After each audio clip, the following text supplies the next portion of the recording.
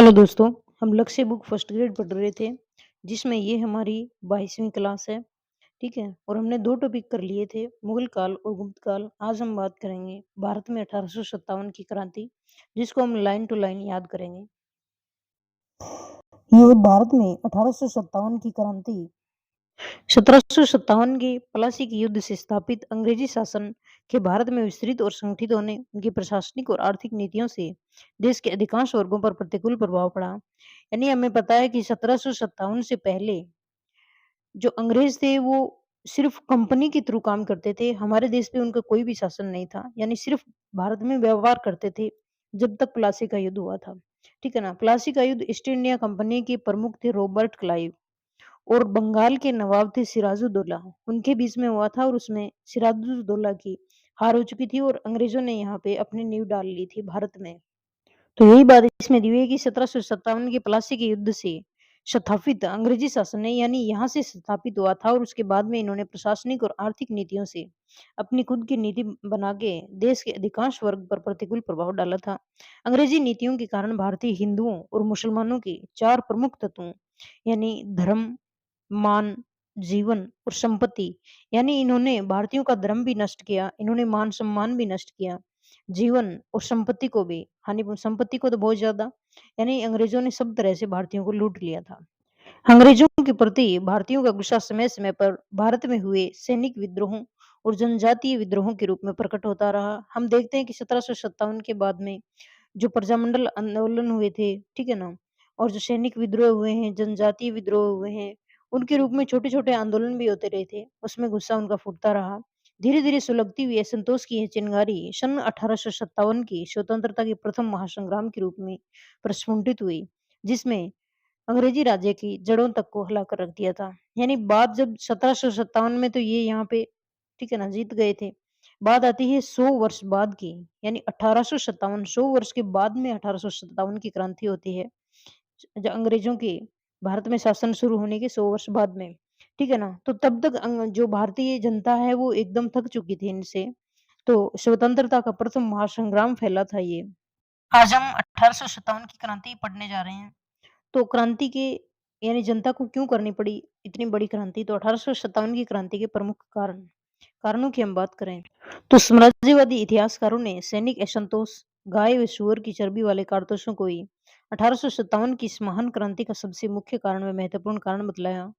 परंतु आधुनिक जो भारतीय इतिहासकार हैं, उन्होंने गहन शोध व अध्ययन से स्पष्ट हुआ कि इस क्रांति का यही एक मुख्य कारण नहीं था। इस विद्रोह के कारण कहीं अधिक गूढ़ थे और वे सब 1757 के प्लासी के युद्ध से 29 मार्च 1857 को मंगल पांडे द्वारा अंग्रेज अफसर को गोली मारने तक के 100 वर्ष के अंग्रेजी शासन के इतिहास से संचित हैं। यानी हमारे जो साम्राज्यवादी इतिहासकार हैं, वो बताते हैं कि सिर्फ जो असंतोष का जो कारण है, वो सैनिक असंतोष का और गाय और सूअर की चर्बी में कारतूस बनाने वाला वही मुख्य रीज़न बताते हैं। लेकिन आधुनिक जो अब हम एट प्रेज़ेंट पढ़ते हैं, उसमें और भी ज़्यादा कारण हमें देखने को मिलते हैं। उसमें ये बताते हैं कि जब 1757 से लेके जब मंगल पांडे ने गोली मारी थी अंग्रेज अफ़सर को 1857 में, वहाँ तक अंग्रेज़ों ने बहुत कुछ ऐसा कर दिया था कि भारतीय जनता उनसे परेशान हो गई थी और विद्रोह पे उतर आई थी। ठीक है? चर्बी वाले कारतूस और सैनिकों का विद्रोह तो एक चिंगारी थी जिसने आर्थिक, राजनीतिक, धार्मिक, सामाजिक कारणों से एकत्रित हुई असंतोष रूपी घास को आग लगा दी, जिसने भयंकर दावानल का रूप लिया। इस क्रांति की पृष्ठभूमि, इसके मुख्य कारणों को निम्न हम अलग-अलग देखेंगे कि क्या राजनीतिक कारण थे, क्या धार्मिक कारण थे, ठीक है ना? इन्होंने कौन-सी व्यवस्था लागू करी थी कि जो है वो भारतीयों में असंतोष उत्पन्न हुआ। एक नंबर हम पढ़ेंगे राजनीतिक कारण। तो राजनीतिक कारणों में हम देखते हैं 1857 की स्वतंत्रता की इस प्रथम नीति की पृष्ठभूमि में कई राजनीतिक कारण थे। 100 वर्षों के अंग्रेजी शासन में लागू की गई प्रशासनिक व राजनीतिक नीतियों ने यहाँ के कई शासकों जमींदारों के मन में ब्रिटिश शासन के प्रति क्रोध की भावना भर दी, जिसका परिणाम 1857 का संग्राम था। ईस्ट इंडिया कंपनी द्वारा मैसूर, अवध, सिंध, कुर्ग और पंजाब को जीतकर अपने राज्य में मिलाने से न केवल यहाँ के शासकों बल्कि यहाँ की जनता में भारी असंतोष उत्पन्न हो गया था, जो 1857 की क्रांति के रूप में फूट पड़ा था। यानी ये जगह थी, हम बात करते हैं कि यहाँ पे इन्होंने इन जगहों को जीत लिया था और उनकी जनता को भी परेशान किया और शासकों को भी परेशान किया। तो हम अंग्रेजों द्वारा जीते हुए जो स्थान थे, उनको इंडिया के मैप में देखें तो ये यहाँ पे सिंध है, ठीक है? यहाँ पे पंजाब, सिंध और पंजाब दोनों को, कर्नाटक में 2 स्थान हैं, एक तो मैसूर और दूसरा कुर्ग, ठीक है ना? ये दोनों कर्नाटक में हैं और अवध यूपी का, यानी ऐसे स्थानों को यहाँ इन्होंने अंग्रेज़ों ने अपने राज में ले लिया था। अब 1857 की क्रांति की पृष्ठभूमि में कंपनी सरकार की जो-जो नीतियाँ धीरे-धीरे जन आक्रोश का कारण बनी, उन नीतियों की हम बात करेंगे अब कि 1857 की क्रांति के पहले अंग्रेज़ों ने कौन-सी ऐसी नीति लगा दी थी जो भारतीयों को पसंद नहीं आई। तो 1 नंबर पे आता है सहायक संधि प्रणाली। सहायक संधि प्रणाली की बात करें तो वो शुरू की थी वेलेज़ली ने। पहले तो हम इनका नाम याद कर लेते हैं कि सहायक संधि, कैसी संधि? सहायक संधि। सहायता कौन करता है? वेलेंजली। वेलेंजली का हम क्या लेंगे? लास्ट वाला वेली। यार वेली नहीं होते क्या? ठीक है ना? तो सहायक संधि करने के लिए अंग्रेज़ों ने क्या किया? शासकों के यार वेली बनने शुरू हो गए, दोस्त बनने शुरू हो गए। मतलब कैसे? तो इन्होंने शासकों को बोला कि हम आपको क्या देंगे? सुरक्षा देंगे, हमारी सेना देंगे, जो आप पे आपके राज्य में रहेगी हमारी सेना और उस सेना का खर्चा भी आपको देना होगा, जिससे सिर्फ़ हमारा कर्तव्य यही है कि आपको सुरक्षा दी जाएगी और जब भी आप दूसरे राज्यों से अगर आप कोई संधि करते हैं या फिर कोई वार्तालाप करते हैं, तो अंग्रेज़ अधिकारी को बीच में लेना होगा, ठीक है ना? और हमारे बिना आप कोई भी फैसला नहीं ले सकते अपने रियासत का, ठीक है? तो इस प्रकार से अंग्रेज़ों ने सहायक संधि के माध्यम से जो शासक हैं उनको कठपुतली बना दिया था। तो अब हम देखते हैं कि लॉर्ड वेलेज़ली ने कंपनी की शक्ति और साधनों में वृद्धि करने हेतु, यानी इनका उद्देश्य यही था कि सहायक संधि अगर हमारी सेना को जो है वो रियासतों से सब कुछ मिलता है, धन वगैरह मिलता है तो हम चाहे कितनी बड़ी सेना रखो हमें कोई दिक्कत ही नहीं है। तो इन्होंने अपनी कंपनी की शक्ति और साधनों में वृद्धि करने के लिए ऐसा किया। तो वह था देशी रियासतों के शासकों में सहायक संधियाँ करना, यानी इनमें क्या-क्या बातें थी। सहायक संधि के तहत उस रियासत में सुरक्षा और सहायता हेतु अंग्रेजी फौजें रखी जाती थी, परंतु उसके खर्चे हेतु या तो शासक को एक निश्चित धनराशि कंपनी को देनी पड़ती या फिर रियासत का कुछ भाग कंपनी को सुपुर्द करना पड़ता, जिससे उसकी आय में कंपनी की फौजों का खर्चा चलाया जा सके। यानी या तो शासक क्या दो उस फौज के बदले में उनको पैसे दो, खर्चा दो, ठीक है ना? और या फिर अपनी रियासत का कोई टुकड़ा दो यानी कोई भाग दो ज़मीन का। तो इस प्रकार से सेना अपनी, राज भी अपना, ठीक है ना? और खर्चा भी नहीं लगना। अंग्रेज़ों का आइडिया, ठीक है? संबंधित शासक किसी विदेशी या फिर अन्य शासक के साथ सीधे संबंध स्थापित नहीं कर सकता। उसे इस हेतु कंपनी को मध्यस्थ बनाना होगा। यानी किसी शासक का अन्य रियासत के साथ मतभेद होने पर उसे कंपनी को या तो लड़ाई हो जाए तो भी अंग्रेज को बीच में रखना या फिर कोई बात करनी हो, ठीक है ना? अगर कोई संधि करनी हो तो भी अंग्रेज को बीच में रखना। और अपनी रियासत से अंग्रेजों के अलावा शेष विदेशी सभी फ्रांसीसी, डच, पुर्तगाल आदि को बाहर निकालने की भी शर्त जोड़ी गई कि सिर्फ क्या दिखने चाहिए? अंग्रेज ही अंग्रेज दिखने चाहिए, बाकी विदेशी बाहर। इस सभी के बदले अंग्रेजी सरकार उस रियासत की बाहरी आक्रमण, आंतरिक संकटों से सुरक्षा करने की जिम्मेदारी अपने ऊपर लेती है। यानी शासकों को इतना कमजोर फील करवा दिया कि उन्होंने फिर अंग्रेजों का ही सहारा लिया। इनको बोला कि बाहरी आक्रमण से यानी कोई अगर दूसरी रियासत आप पे आक्रमण करती है या फिर भारत के बाहर से अगर आप पे कोई आक्रमण करता है या फिर कोई आंतरिक संकट आप पे आता है, तो हम आपकी सुरक्षा करेंगे। रियासत का एक अंग्रेज रेज़िडेंट रखना पड़ता जिसका रियासत पर बड़ा प्रभाव रहता था। यानी अलग-अलग रियासतों पर एक अंग्रेजी जो रेज़िडेंट होता होता था, वो उस शासक से ज़्यादा उस पे निगरानी रखता था रियासत पे, ठीक है? इस प्रकार वेलेंजली की सहायक संधि प्रणाली के तहत देशी रियासतों को अंग्रेजी सरकार द्वारा प्रदत्त सुरक्षा की गारंटी के बदले अपनी राजनीतिक स्वतंत्रता उनके हाथों में सौंपनी पड़ी थी। ये है वेलेंजली की सहायक संधि, यानी सेना वहाँ पे अपनी तैनात कर दी, वहाँ पे अपना एक जो है वो अफ़सर लगा दिया, शासक सिर्फ क्या रहे, बैठा देखता रहे, ठीक है ना? फिर लॉर्ड वेलेंजली की इस प्रणाली के तहत सर्वप्रथम हैदराबाद के निज़ाम ने 1798 में अंग्रेजी सरकार की सहायक संधि की थी, यानी सबसे पहले ऐसा शासक कौन था, जिसने वेलेंजली की सहायक संधि में है वो अपनी जो संधि करी, तो वो था हैदराबाद का निज़ाम 1798 में, यानी 1757 में अंग्रेज़ों ने शासन शुरू किया और 98 में यानी 41 साल के बाद में ही किसने जो हैदराबाद का नवाब है उसने सहायक संधि कर ली थी अंग्रेज़ों से सबसे पहले।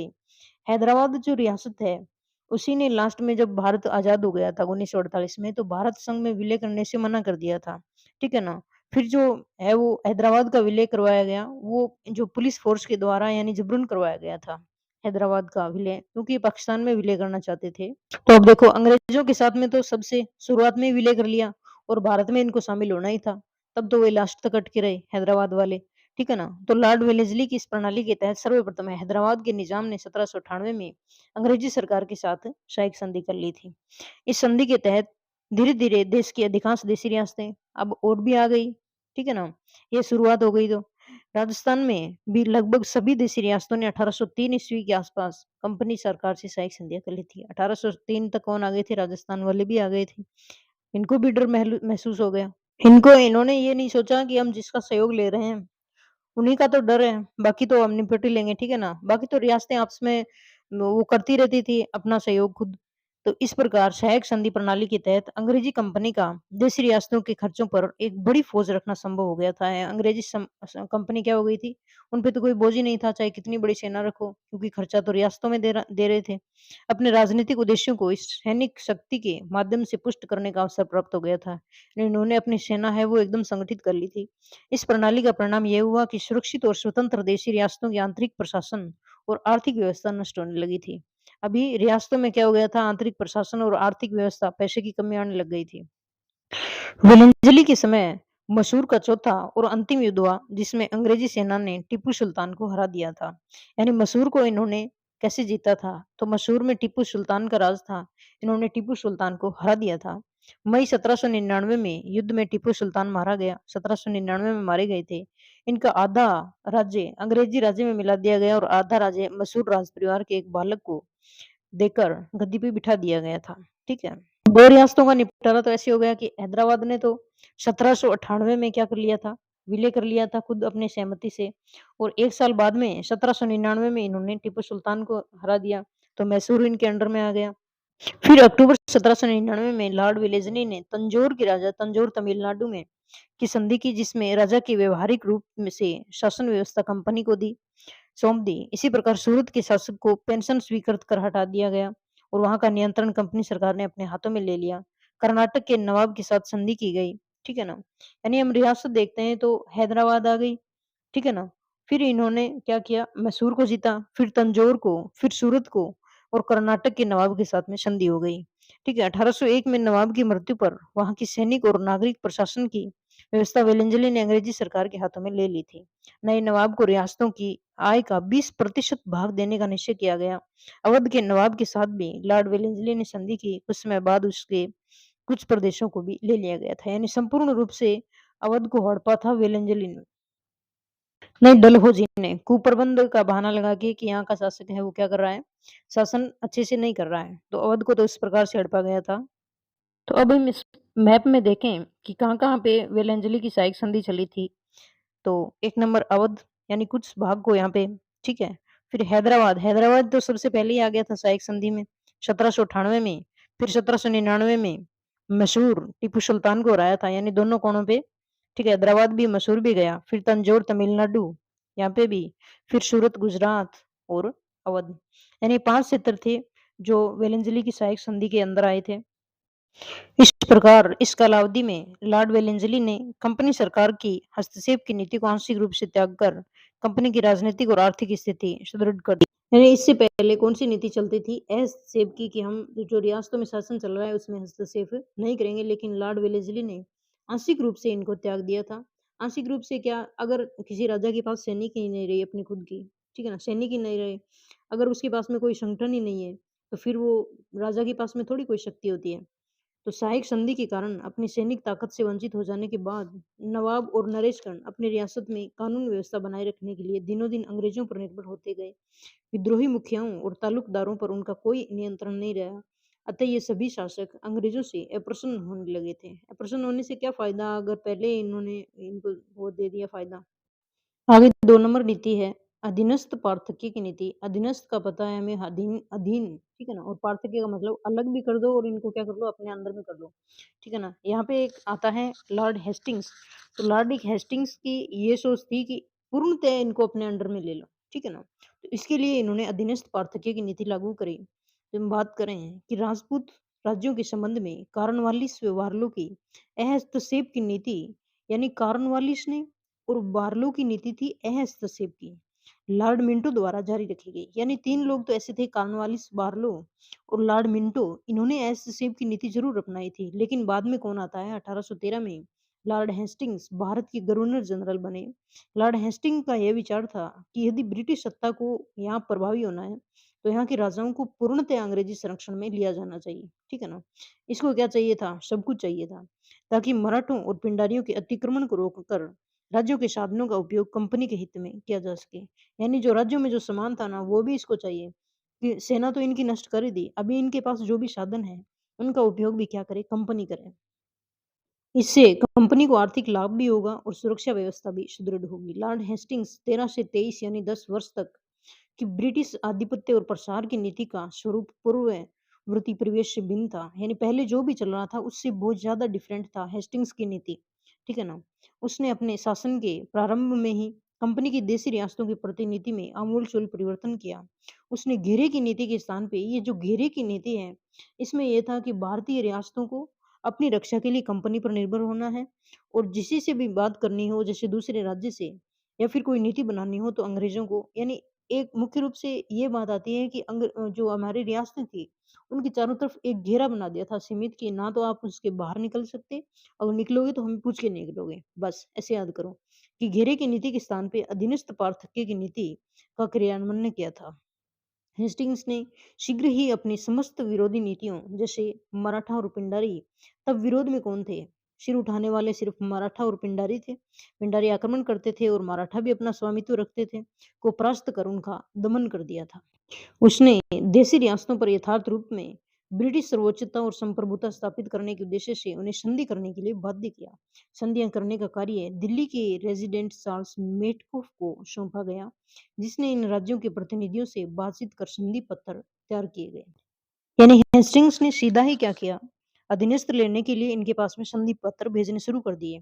और संधि पत्र भेजने का काम किसने किया? चार्ल्स मेटकॉफ को।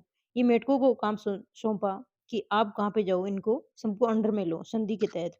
तो मेटकॉफ को हम याद करेंगे कि हेस्टिंग्स ने तो ये नीति चलाई थी अधीनस्थ पार्थक्य की, ठीक है ना? लेकिन मेटकॉफ को कि आप कहाँ जाओ? राजाओं के पास जाओ, वहाँ पे कॉफ़ी पियो और उनसे संधि करो। मेटकॉफ, कॉफ को हम कॉफ़ी याद कर लें, है ना? कि आप वहाँ पे जाके कॉफ़ी वगैरह पियो और राजाओं को अपने अधीन में लाओ।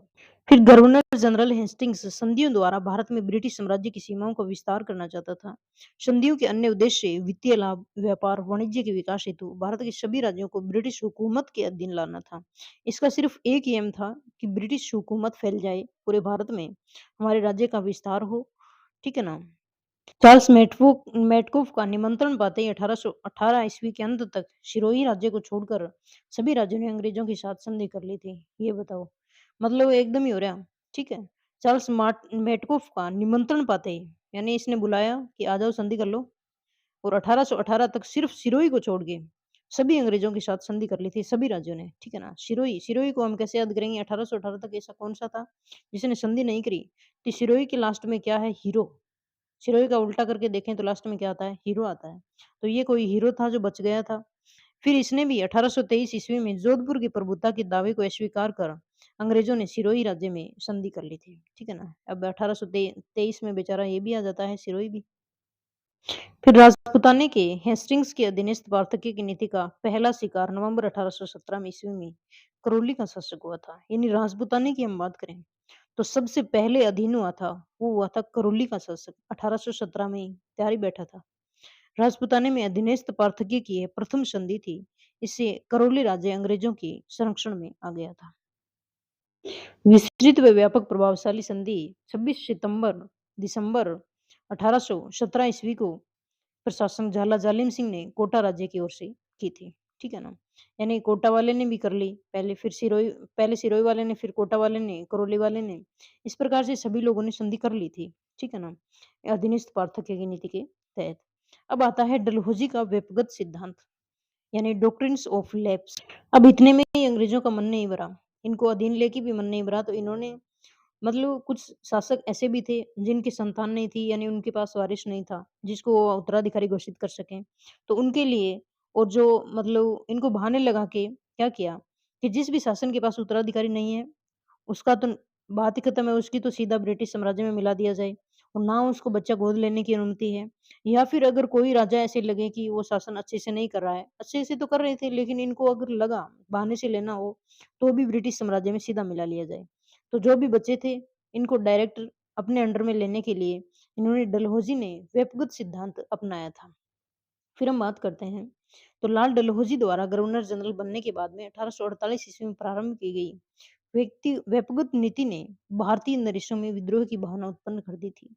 यदि किसी राज्य का शासक बिना जीवित उत्तराधिकारी की मृत्यु को प्राप्त हो जाता है, तो उसका राज्य भारतीय साम्राज्य में मिला दिया जाए। यानी अगर कोई उत्तराधिकारी नहीं है उनका और शासक मर गया, तो ब्रिटिश साम्राज्य में मिला लो। शासक को बच्चा गोद लेने की भी अनुमति नहीं थी।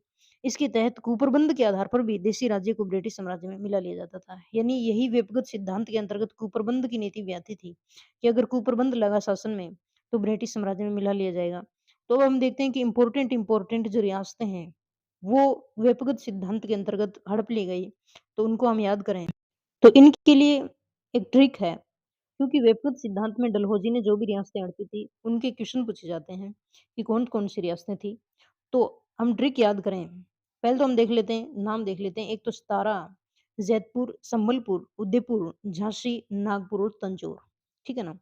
फिर है तारा, जहाँ संभल, उदय से, क्योंकि झांसी में नाग जितना जोर है। यानी ऐसे याद करें कि तारा तारा को हम क्या बोल रहे हैं? संभल जा नहीं बोल रहे हैं, जा संभल। तारा जा संभल किससे? उदय से। उदय कोई होगा, तो उदय से, क्योंकि क्योंकि झांसी में नाग जितना जोर है। क्योंकि उसके पास क्या है? झांसी होगी कोई, तो झांसी में नाग जितना जोर है। ये बात के कौन कर रहा है? तारा जा संभल उदय से, क्योंकि झांसी में नाग जितना जोर है। आपके आसपास कोई तारा है तो उसको ले लीजिए। जा संभल, ठीक है ना? किससे? उदय से। क्योंकि झांसी में, उदय के पास में क्या है? कोई झांसी है, तो झांसी में नाग जितना जोर है। तो हम देखें, तारा जा संभल उदय से, क्योंकि झांसी में नाग जितना जोर है। तो तारा से आ गया सबसे पहले सतारा। सतारा में ये डॉक्ट्रिन ऑफ लैप्स लगी थी 1848 में, ठीक है ना? 1848 में सबसे पहले सतारा, तारा से शुरू किया था, ठीक है? 2 नंबर पे आता है जैतपुर, 1849, और 1849 में ही था संबलपुर।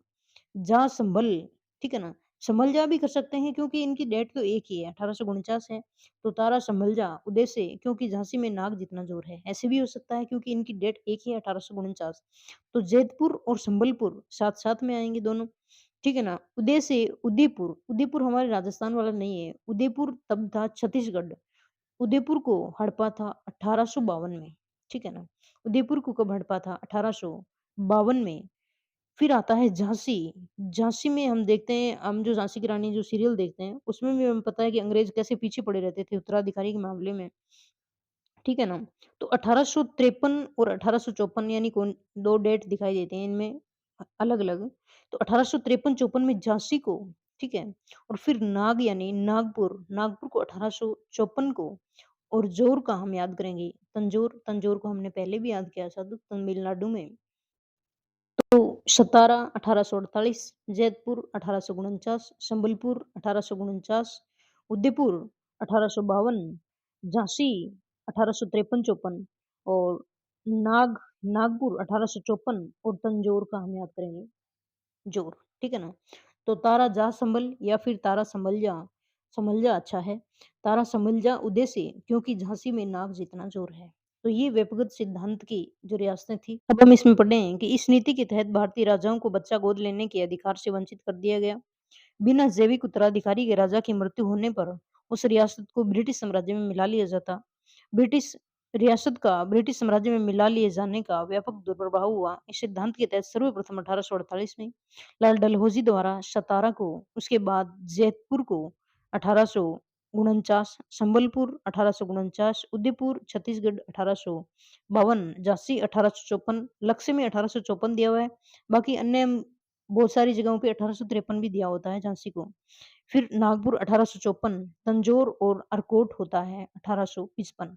आदि रियासतों को ब्रिटिश साम्राज्य का अंग बना दिया गया। इससे भारतीय शासकों में यह भय उत्पन्न हो गया कि धीरे-धीरे कंपनी सरकार सभी रियासतों को अपने साम्राज्य में मिला लेगी। इससे उनके मन में ब्रिटिश विरोधी भावना पनप गई। 13 फरवरी 1856 में लॉर्ड डलहौजी की विलय की नीति के तहत कुप्रबंध के आधार पे अवध को भी औपचारिक रूप से ब्रिटिश साम्राज्य का अंग घोषित कर दिया था। तो 1856 में इनको अवध ने भी कुप्रबंध का आरोप लगा के हड़प लिया था और यहाँ पे था नवाब वाजिद अली साहब।